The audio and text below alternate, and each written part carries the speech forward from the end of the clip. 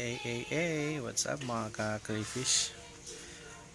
Update tayo sa bago nating setup. Ito, papakita ko guys.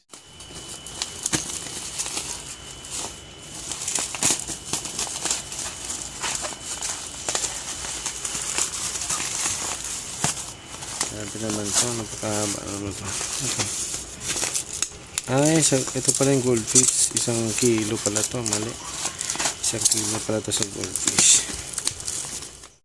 You know, Megalodon. Pwede ito sa ano guys, sa goldfish. Madami itong testing. Medyo maganda daw ang quality nito para sa goldfish natin.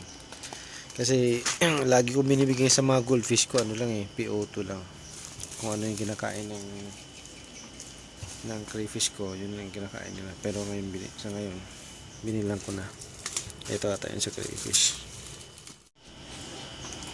Ito yung sa crayfish ko, PO1. Sobrang naman na ito. Maliit. Diba, para na lang ito sa grillings ko. Order pa ako ng isang PO2. Yun guys, may parating pa ako na na order sa Shopee. Yun no.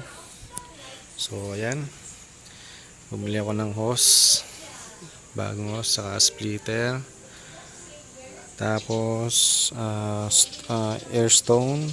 Ito may natira pa akong isa. Bali nakapagdagdag ako ng ng 5.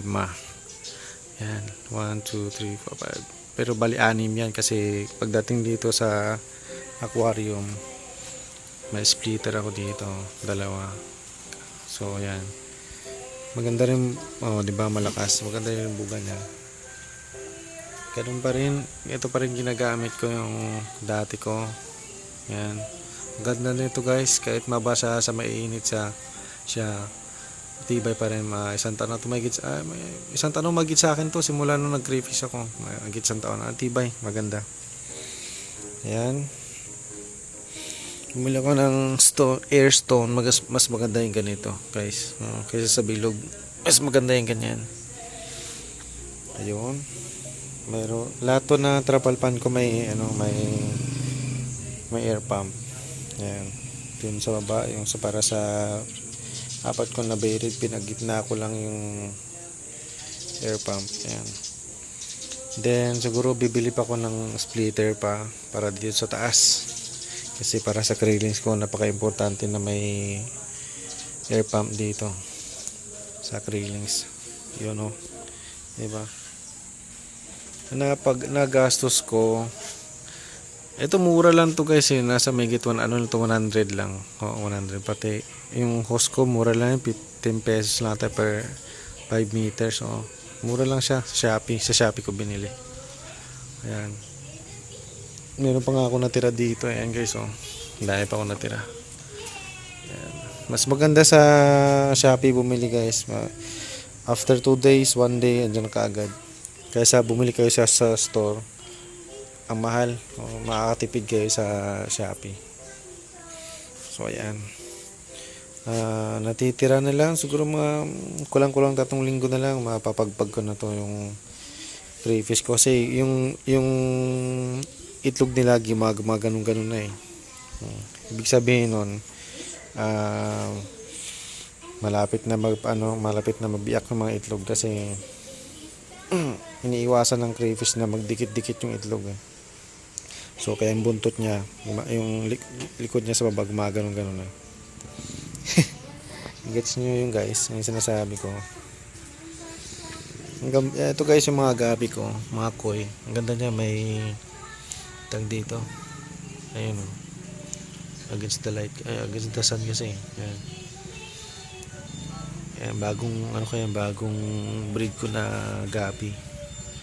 Ayan. Tapos may goldfish ako. Ayan. 4 dati, nawala yung isang lalaki, 2 babae, tsaka isang lalaki na natira. Tapos nanganak na yung goldfish ko guys. Ang dami na rin. 2 piraso nanganak. Tapos yun nga, nadagdagan ko na ng 2 hollow blocks para minsan pag gusto nila umakyat, makakaakyat sila dyan. Tsaka may mga hides dyan sa baba, yung shallow blocks. Yan, may mga ano yan, kriling sa baba. Yan. Yan. Siguro pag na to after 1 month, yung crayfish ko. Lapit na guys. Mga after 3 months, pwede na ako magbenta. Napakamura, abang-abang kayo guys. Benta ko ng crayfish ko. Napakasulit ng ano na to guys, layan ng crayfish ko kasi mama at Taguro lines din. Yung kay Sesep, kung kilala nyo. Wala nakatago Ayun ayun sila Tago sila. Malapit sila sa sa water pump. Air pump. Ayan. So, yun lang guys yung update ko. Thank you guys.